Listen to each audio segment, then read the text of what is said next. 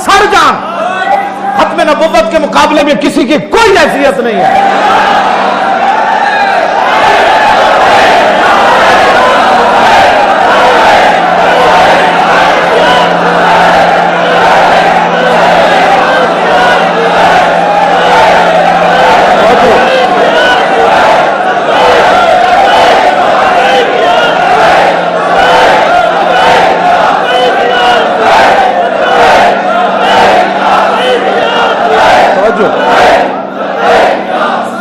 سیدنا صدیق اکبر فرماؤ بدری ہوئے یا غیر بدری ہوئے، حضور دی ختم نبوت واسطے جاؤ، مدینہ لگا ہو جائے، صدیق نو ٹنگوں پکڑ کے درندے لے جان، جاؤ حضور دی ختم نبوت واسطے۔ نابینے بھی چلے گئے، عشرہ مبشرہ بھی چلے گئے، تم کیا باتیں کرتے ہو؟ اقلیتوں کے یہ حقوق نہیں ہے، اقلیتوں کی بات کرتے ہو، اقلیتوں کا مسئلہ بالکل علیحدہ ہے، اور حضور کی ختم نبوت کا مسئلہ بالکل جدا گانا ہے۔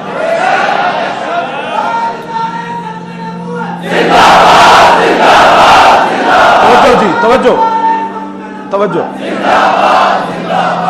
یہاں وہ ہندو بھگوان داس کون تھا؟ ہندو تھا، ہم نے تو نہیں بولا اس کے بارے میں، بات وہ اور ہے، جدا گانا ہے بات۔ ہاں اتنے جناب ہندو بھی وزیر رہے تھے، بڑے بڑے عہدے تے بھی رہے، کدی کوئی بولے بات حضور کی ختم نبوت کی ہے، اس کو سمجھو، نہیں آتا تو پھر ہمیں بلاؤ، ہم تمہیں سمجھاتے ہیں۔ اقلیتوں کا مسئلہ بالکل جدا گانا ہے، کسی مسلمان کو اقلیتوں کے بارے میں کوئی تکلیف نہیں ہے، ہاں جی کوئی تکلیف نہیں ہے، اقلیت جہاں بھی کوئی کام کر رہے ہیں وہ کرے، لیکن حضور کی ختم نبوت کا منکر، حضور آ گئے، بات ختم ہو گئی کائنات۔ کیوں جی 1200 صحابہ شہید ہو گئے جنگ حضور کی ختم نبوت کی خاطر، 1200 صحابہ شہید ہو گئے، بڑے بڑے جرنیل شہید ہو گئے،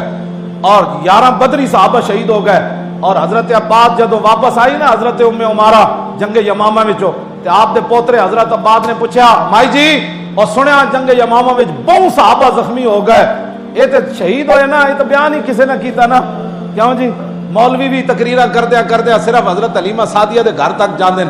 اس تو کہندے ٹائم ختم ہو گیا، بات تو بڑی طویل ہے، پھر واپس بھی آتے نا حضور حضرت حلیمہ سعدیہ کے گھر سے پھر واپس بھی تشریف لائے، پھر حضور نے اعلان نبوت بھی فرمایا، پھر رسول اللہ نے 13 سال مکے میں بھی گزارے۔ میں نے کہا اس سواری کی تو بات تو کرتا ہے جس میں حلیمہ سعدیہ والی، اس سواری کی بھی بات کرنا جس سواری پر حضور بیٹھ کر بدر میں گئے، اس سواری کی بھی بات کر،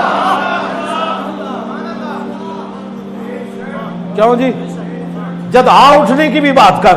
غضبہ اٹھنے کی بھی بات کر، قصوہ کی بھی بات کر، اس گھوڑے کی بھی بات کر جس گھوڑے کی گردن پر حضور نے ہاتھ پھیرا، اس گھوڑے کی بھی بات کر جو سب سے پہلے صحابی سوار ہو کر رہا تو حضور نے اس گھوڑے کی تعریف فرمائی،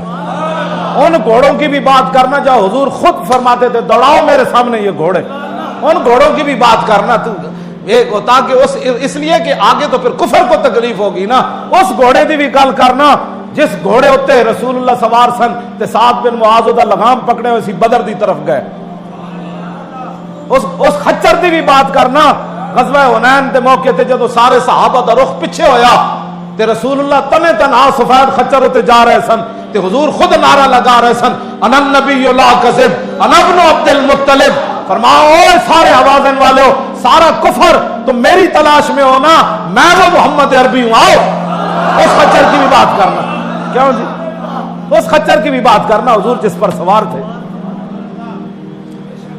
میٹھا میٹھا جتنا بھی ہے بھائی، جس کے کفر کو تکلیف نہ ہو، جس سے کفر کا جگر جو ہے وہ چھلنی ہو جائے، کلیجہ 2 ٹکڑے ہو جائے، انہیں تے گردے تے دل جواب دے جان، حضور کی وہ سیرت بیان کر۔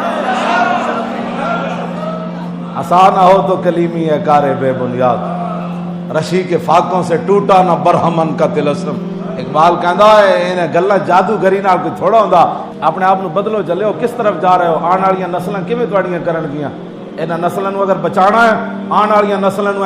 ولولہ دینا ہے کہ اسی اسلام دے پیروکار ہاں، ہاں ساڈے دلاں وچ حضور دی محبت موجود ہے،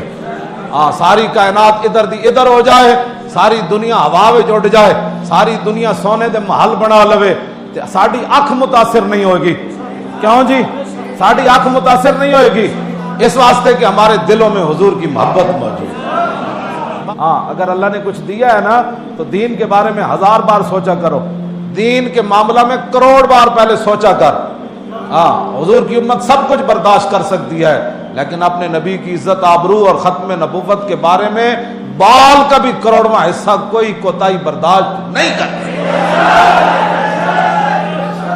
تاجدار ختم نبوت زندہ باد، زندہ باد، تاجدار ختم نبوت زندہ باد، زندہ باد، تاجدار ختم نبوت زندہ باد، زندہ باد، تاجدار ختم نبوت زندہ باد، زندہ باد، تاجدار ختم نبوت زندہ باد، زندہ باد.